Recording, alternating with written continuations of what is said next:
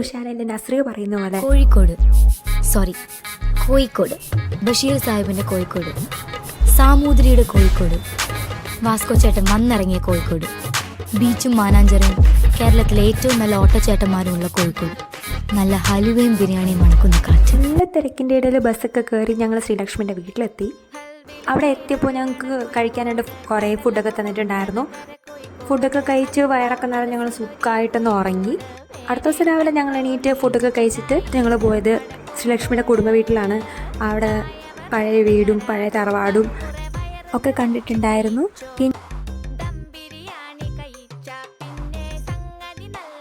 ഞങ്ങൾ പോയത് SM സ്ട്രീറ്റിലാണ്.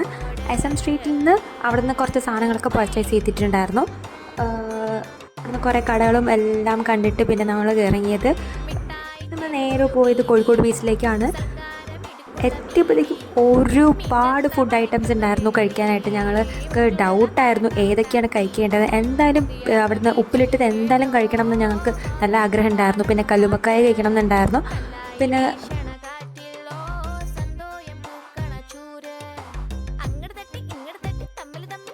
ഇതൊക്കെ ഇപ്പോൾ നല്ല അടിപൊളി മഴ പെയ്തിട്ടുണ്ടായിരുന്നു, ഇടിയൊക്കെ വെട്ടിയിട്ട്.